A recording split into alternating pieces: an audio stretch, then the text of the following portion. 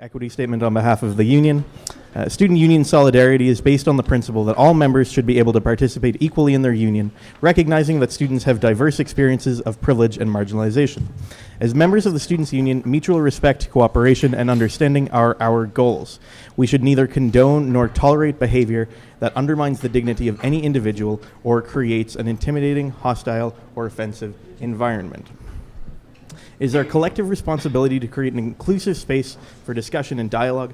Any form or forms of discrimination and or harassment will not be tolerated, nor will hate speech rooted in but not limited to sexist, racist, classist, ableist, homophobic, or transphobic sentiments and or remarks. We all have an obligation to ensure that an open and inclusive space free of hate is established. If you violate this understanding, you will be asked to leave.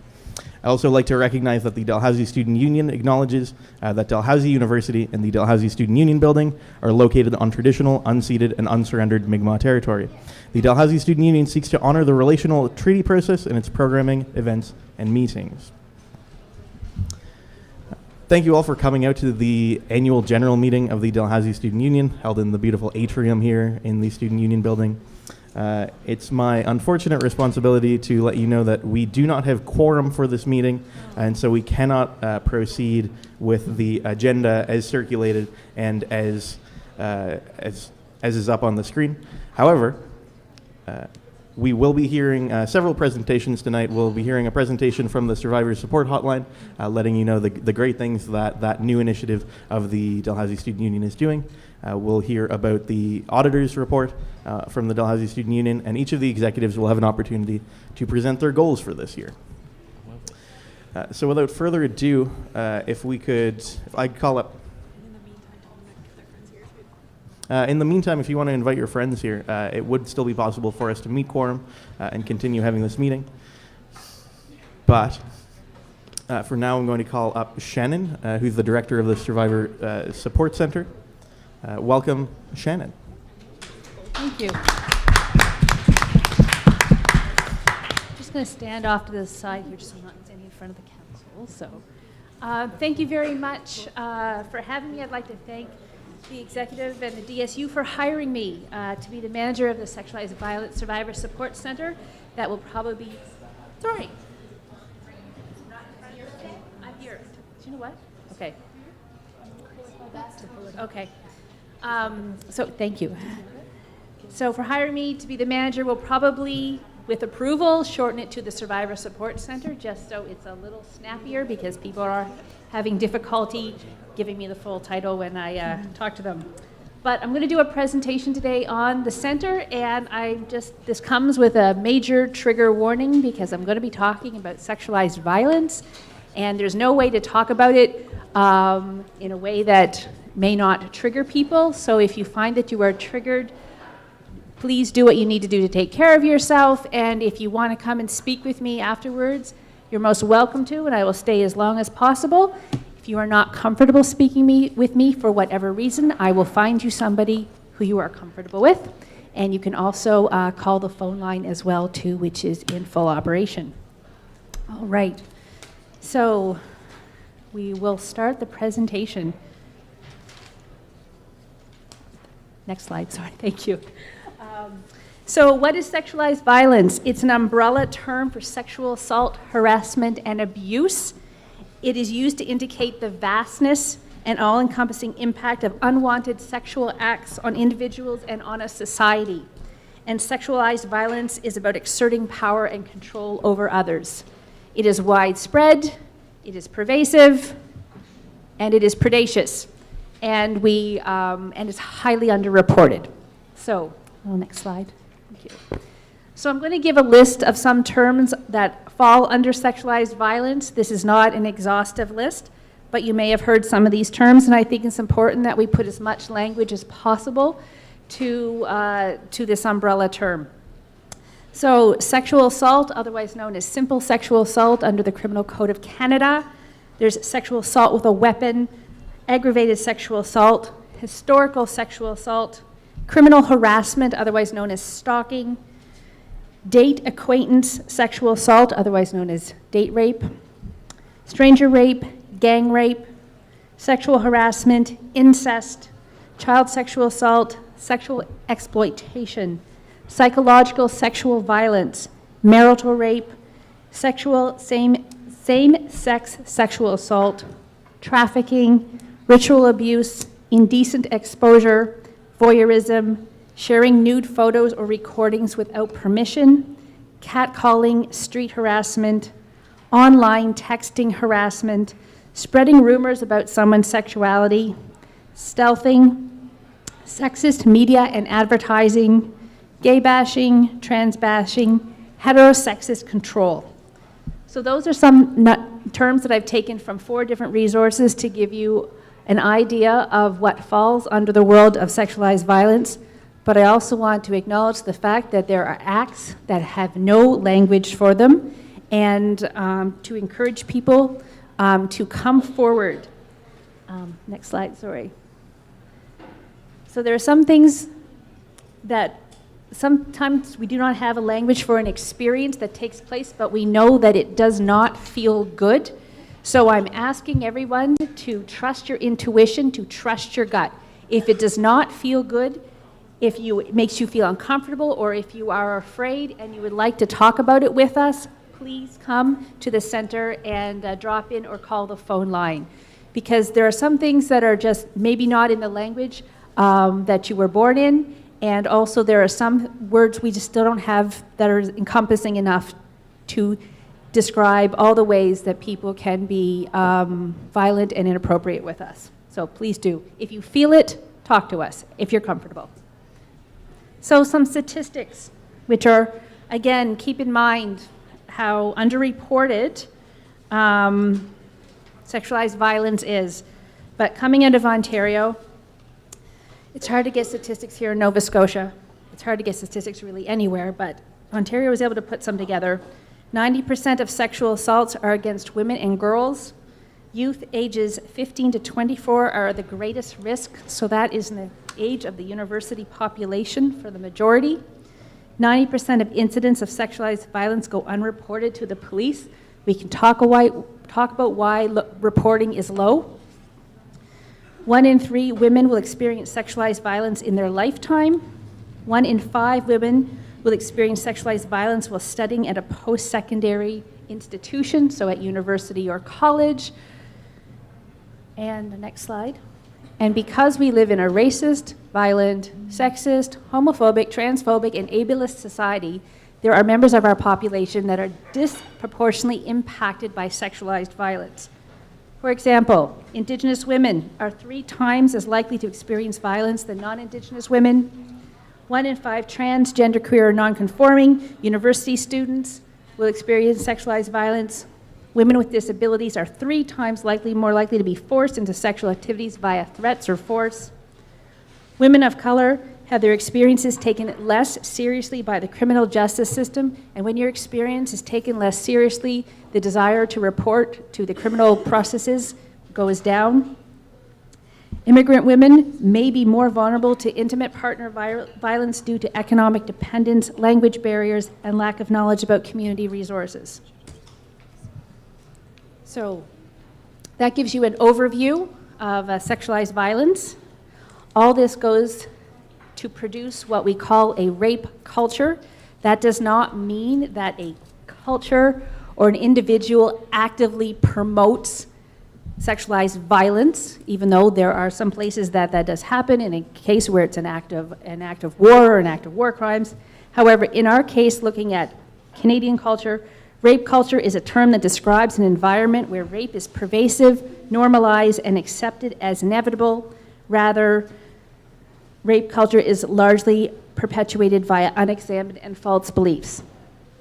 So some of these false beliefs are that include myths about sexualized violence, victim blaming, language that trivializes rape, rape jokes, sexual objectification in ads, images that glamorize sexualized violence, song lyrics that send confusing and harmful messages about consent, and more.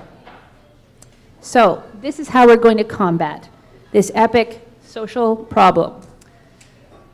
They've established a Survivor Support Center. We are in room 347 upstairs. Come past campus copy.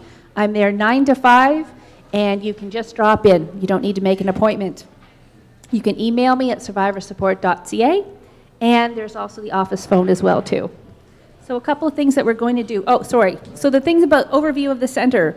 We believe the survivors. Number one, we are non-judgmental, we are accessible, we are survivor-centered, we're trauma-informed, we center the voices of marginalized students, and we restore choice. All right. So there are 3 components, part of the roadmap to the center, and the first one is the phone line. Now, if you've been at Dalhousie for a few years, you probably know that the phone line has existed due to the hard work and passion of the volunteers and the DSU, and we're now going to carry it forward for an entire year and for the years after that. So the sexual assault and harassment phone line offers non-judgmental, active listening and support to anyone who has experienced sexualized violence or has been affected by it. So if you have a friend, if you have a partner, if you have a family member and you need to talk to somebody, you can come and talk to us as well. And we are here to listen. So some big things about the phone line. It is confidential. It is anonymous. You do not need to give a name. If you want to give a name, you can make one up. It matters not. And it's also accessible. So you can call between 12 noon and 12 a.m., and there will be somebody there to pick up the phone 7 days a week. And that's the phone line number, and it's on our DSU website as well. Okay. A couple of big things about coming to the center. So non-judgmental, active listening, information, and support. So we are here to listen to you. It's volunteers who are going to be picking up the phone, and they are your peers. And peer-to-peer work is known to be highly effective. So when you're calling, sometimes you might be talking to me, but in the next week or two, as we get more phones going, you'll be talking to your peers. You can talk to me if you want to, but I'm just going to be the backup. It's open to all genders. All experience of sexualized violence, whether recent or historic. So if you are dealing with memories, triggers, things that happened in the past, come and talk to us about it. It does not have to have taken place on Dalhousie campus in the last 6 weeks. It's open to anyone who is supporting someone through sexualized violence. It's really geared towards Kings and Dal students, but we will not turn anyone away. And we're here to build capacity and skills on campus to address issues of sexualized violence and harassment with the whole university. If you are really interested in the history of the phone line, and I think it's a really incredible, radical, and amazing thing that has been done over the last 3 years, I encourage you to check out the history of it. The volunteers over the last 3 years have been incredibly persistent and tenacious against all odds, and I'm really proud to take this piece over. So another piece of our phone line is advocacy. So we are advocating for a safer campus. You all deserve to be safe when you go to university. You are paying enough to go here. You deserve to be safe and peaceful and enjoy the time that you are here. We are lobbying the government and the university on issues like mandatory consent, education, and incident reporting. And we're here to create and implement campaigns and raise awareness about this issue. Educate. And we're here to educate. So we train our volunteers, we train them quite rigorously. Training is at least 2 days of intensive work, and there'll be also online training going forward, and then there's follow-up there. So our volunteers are well trained. We don't put them on the line until they pass many steps so that you can be comfortable that you are getting somebody who's got good training when you call. We're going to facilitate workshops for the DSU members and the broader DAO community. If you know of any organization that wants a workshop, please let me know. I'm here to do those. Respond to issues of sexualized violence that are taking place on campus if we are notified about them, and can help redirect people if they so choose that they want other resources like security or going to the Equity and Harassment Office. And also to Avalon, the sexual assault nurse examiner. If they want to report to the police, we can help give a breakdown of what that looks like so they can make a good choice. We're here to collect and provide resources. And all of this we are doing to bring together the idea that we're going to move into a consent culture. So we're moving out of a rape culture into a consent culture. So a consent culture is one where consent is normalized both within society at large and in our relationships. And I pulled this off of Breaking the Silence, which is a Nova Scotia resource. So it gives a little breakdown of what consent looks like in society at large and also in our relationships. So a couple more slides. So as we move into a consent culture and we're working with survivors, I think of three things that really comes to me. I'm really interested in how resilient they are. I'm interested in reclamation, and I'm interested in rebirth. So that the things that happen to us of which we have no choice, that they do not stay with us forever, and that there are ways to heal. And I said they're emphasizing resilience, thinking about ways we can reclaim and what it's like to move on after that. And I love trees because they are resilient, they're about reclamation, and they rebirth every year. Okay. And one thing that we're going to be doing with the Survivor Support Nights, and because I'm interested in the 3 Rs as a way of bringing some positivity to what is a very hard topic, we're going to be looking at Survivor Support Nights called Writing Ourselves Whole, where we're going to do some journaling. We're going to do an art night, and we're going to do a music night as well, too. And these are ways, different strategies that may be useful. If you know of other strategies, I'm all interested in the various ways and various cultural perspectives that healing takes place. Please come and talk to me. I would love to learn more. And I think that's it. That's my contact information. And my last slide is just my resources because, of course, I'm an academic at heart. Okay. Thank you. Thank you very much. I'd like to thank Shannon and encourage anybody who could use the resources of the Survivor Support Center to use those. Does anybody have any questions for Shannon?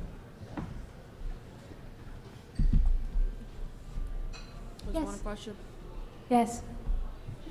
Hi. Hi. Do you have any ideas for collaborating with other spaces, organizations, or societies on campus for, like, through your support nights or through other initiatives? Like, do you have a budget for those types of things? We're working on our budget right now. We just got underway around September the 5th, but I believe that we've got some space in there for that. So if you know of organizations that would like to collaborate, I'm really open to ideas. So I know, like, we work with South House, and but any other societies and organizations if you want, how we can work together, how our resources can help you.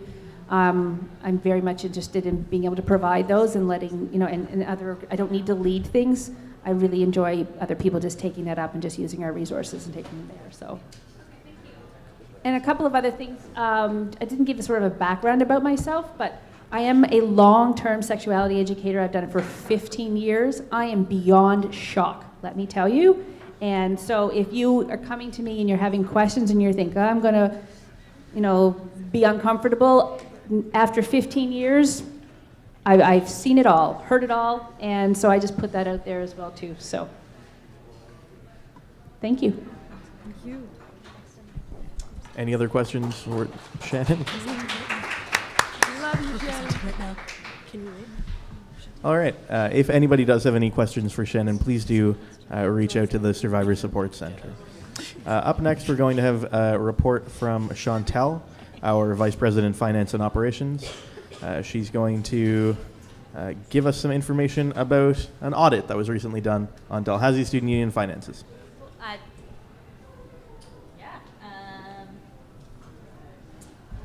I do have a copy of the Auditor's Report if anyone would like to continue to look into it into detail. It is still the draft report. The final report will be posted on our website before October 31st, 2017. Do you want me to help you hand that out? Would anyone like to... I will be showing the important bottom lines in this presentation, but if anyone would like to view it, I have it here. I would just like it returned at the end as it is a draft report. Ms. Suma can hand them out. Wonderful. First slide, please. Wonderful. So it is our financial duty of the union to get a third party to audit our finances every year, and it must be reviewed by council by September 30th and presented at the AGM. And although we can't really accept anything as of now because we don't have quorum, I think it's still important that we are displaying this information. So just as per bylaws, it is our duty to present this information to councillors and general membership. Next one. Yep, so our auditor is on a 5-year contract, although we do approve of the auditor every year. Our auditor, as of now, is in their 4th year. Next, please. Yeah, so we do get a qualified opinion from the auditor, as we are a nonprofit organization, and it is standard, but I can touch up on that question later if Justin has any questions about that. Perfect. All right. So this is just our bottom line of revenues. As you can see, the first bottom line there is the operating budget. The second would be the actuals. The third is the internally restricted funds, which is such as the health plan and the accessibility fund. And then the line following that one there is the combination of the actuals and the restricted fund. And then the one following that is the 2016 totals.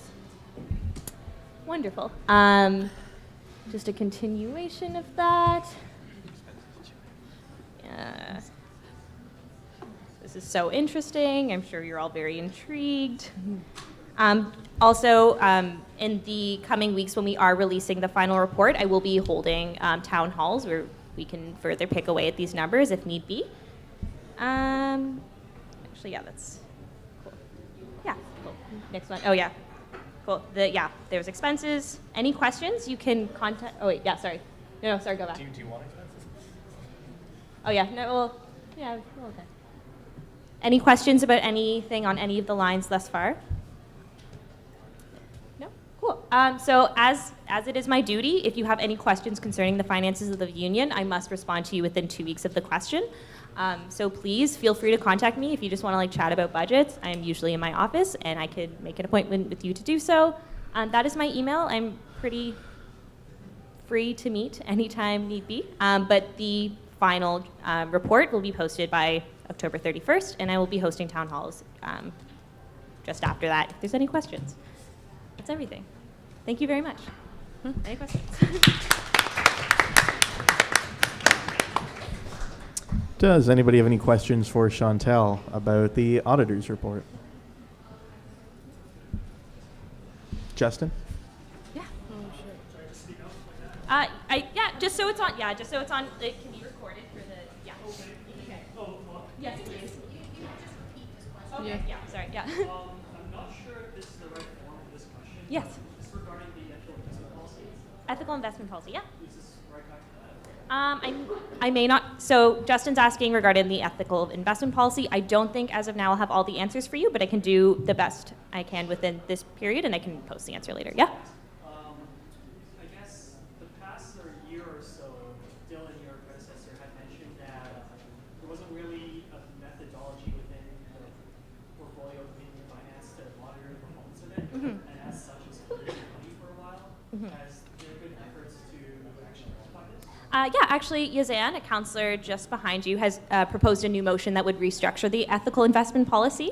It has not been passed by council yet, and I've not formed the committee because this would restructure the entire committee. But it is, there are a few more actions to the committee now, and they do have a few more. Can't really speak to it yet because it has yet to be passed by council, but I would love to share that with you once it is. Cool. So, sorry, I apologize. Justin's question was regarding the Ethical Investment Committee, and as the VPFO in the past has not really had the authority or ability to really monitor the investments or finances. Is that, yeah? Cool. Could Any I add on to that? So the policy has been noticed, a motion has been put forward, so it will be going to our next council. So if anyone's interested to hear more, I would encourage you to come to our next council meeting. Yeah. Any other questions? Anyone want to hang out? No? Gonna go away now. Okay. Thank you, Chantal. Thank you, Chantal. If you do ever have any questions, do reach out to Chantal at vpfo@dsu.ca. So our last presentation for today is going to be from the executive. You may have seen these pamphlets at the front of the room. Our executive are going to each have an opportunity to introduce themselves to you, let you know a little bit of what they've been working on right now in the interest of full transparency and involvement. So we'll begin with Amina Abawaji, the Dalhousie Student Union president. Cool. Thanks, Chris. How are the snacks, folks? Are they good? Best part of the meeting. Okay. So we are your 2017-2018 executive. We've been hard at work, just coming up to our halfway mark. And so we wanted to share some of the highlights of the year so far. So my specific highlights is the successful opening of the Survivor Support Center, which Shannon has talked in depth about, and relaunching of the sexual assault and harassment phone line. My second highlight is the over 160 members who have reached out to me over the Text the Prez service in the first month of its launch. Our goal was to get 50 this year, and so, we're doing well, I think. Off to you, Alex. Hi everyone, I'm Alex. I'm your VP Internal. So hard to narrow it down to two, but my two highlights so far for my term have been the Society and Volunteer Expo, which was started planning like right away in May, and it just occurred in September. So we had, even though we were rained out of the quad, we had it indoors, and we still had over 600 attendees, which is slightly more than last year, so that's exciting. We also had, for the first time ever, like a bingo game that got students more involved and like encouraged them to actually go talk to people. So that was really exciting, and I'm glad that people participated. And then another thing that I'm really excited about, which has been sort of just in the last month and a half, has been developing a new communication strategy with Paul, our graphic designer, just to try and make sure that our social media is actually actively trying to engage with our members, and that we're actually reaching folks in an accessible way, and always coming up with new ways to meet people where they're at. That's been really successful so far, and really enjoying just exploring social media and how we can better connect with all of you folks. So those are my top two so far.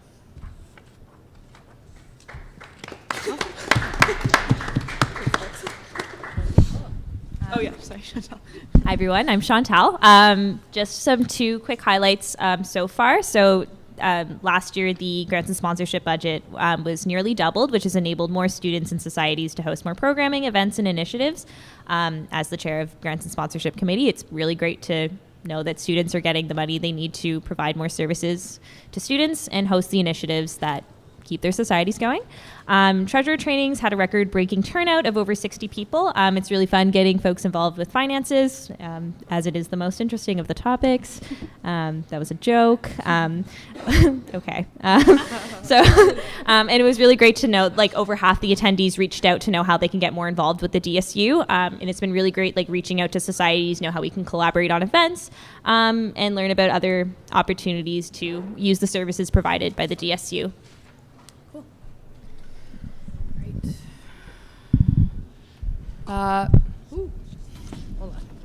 Everyone, I'm Asuma Khan. I'm the Vice President Academic and External for the Dalhousie Student Union.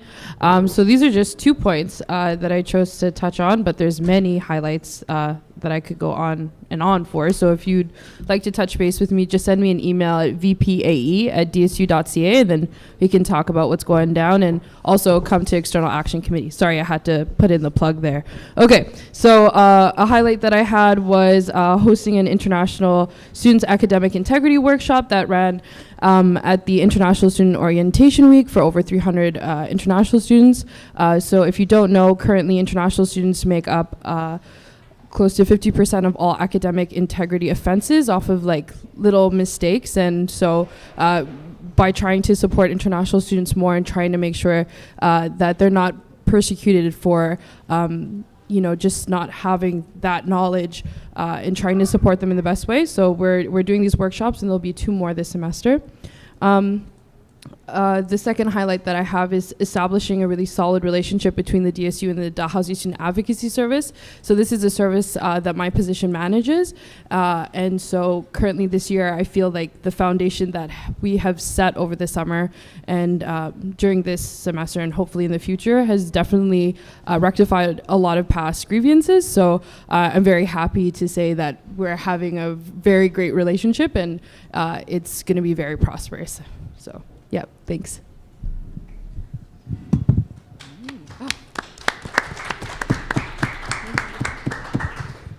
Hi, folks. My name's Corey Larson. I'm the VP Student Life. My portfolio touches on quite a few different topics, but they tend to fall under two different categories: that of events and programming and student wellness. So my two highlights focus on two events that happened this past September. There were two events that took up the majority of my summer, and those, of course, were O Week and DALFest. So starting with O Week, we saw a very successful and accessible O Week. We saw over 2,500 plus first-year students attend, 200 leaders, and then a fantastic committee of 30 people. And at all of the each individual events during the week, we saw excellent attendance at all of those. And at DALFest, we saw one of the biggest crowds that the DSU has seen in at least the past 5 years. So big thanks to everyone who helped out with that. And I'm hoping that that kind of turnout will continue for all the programming that we run throughout the rest of the year.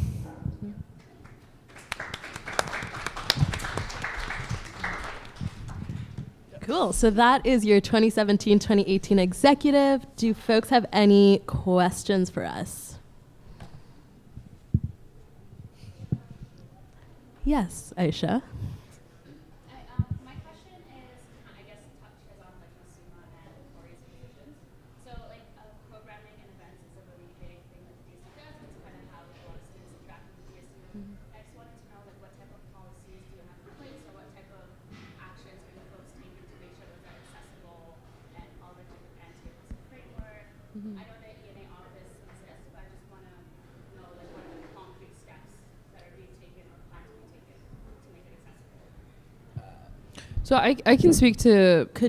Do you mind just repeating the question into the microphone? So the question was directed at myself and Corey, the VP Student Life, around events and what we're doing to make them more accessible and work in an anti-oppressive framework and what policies that are in place. Am I correct? Am I missing anything? No?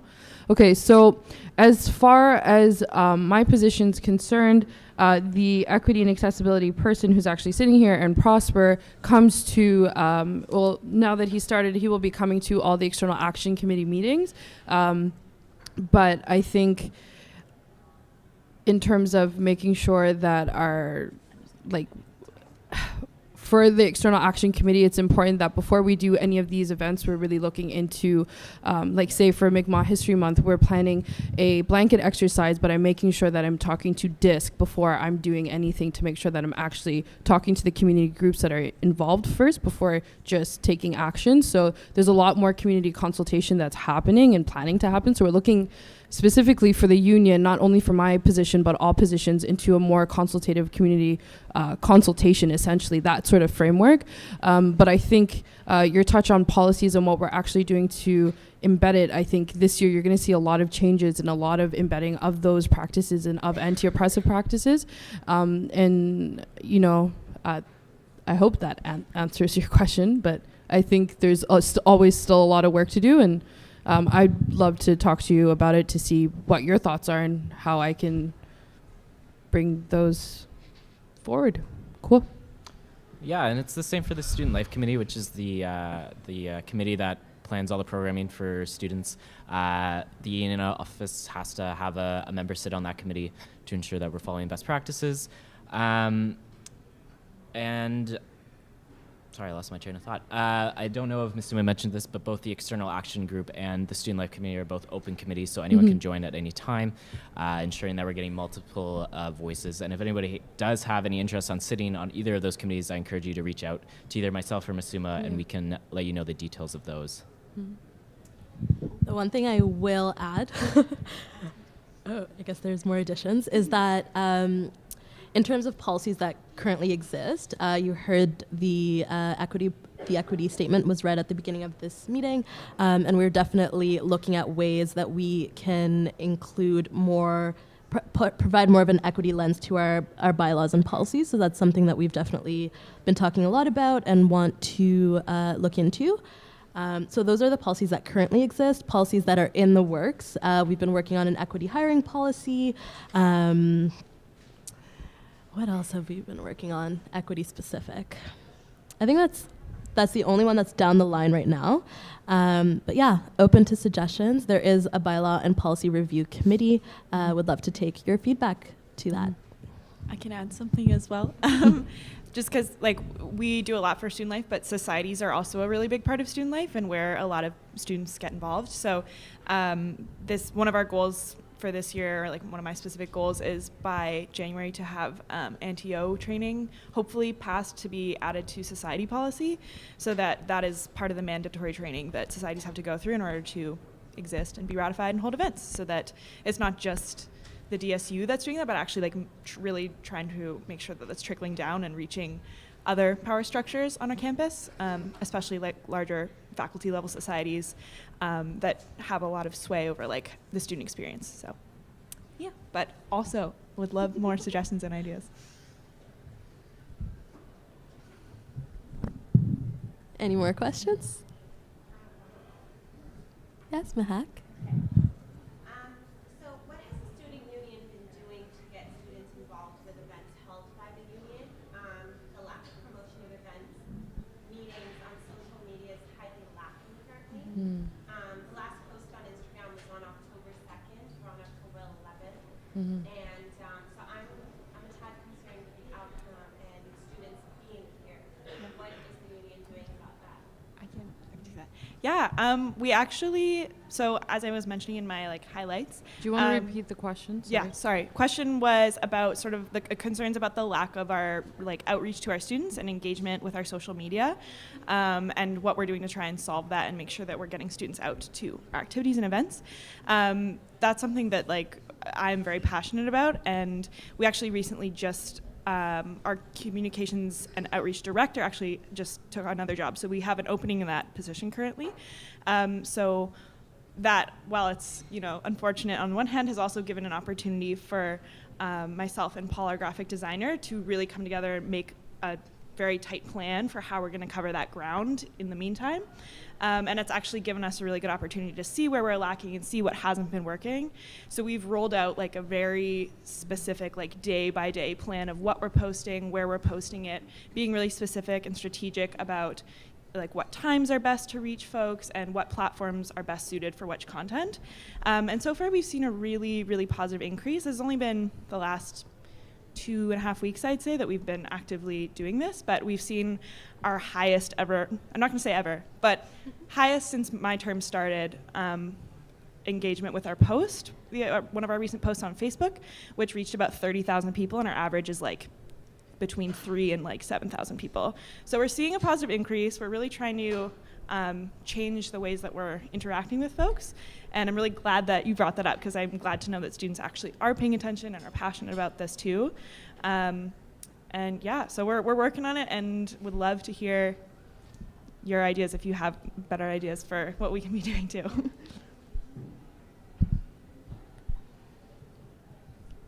Any other questions?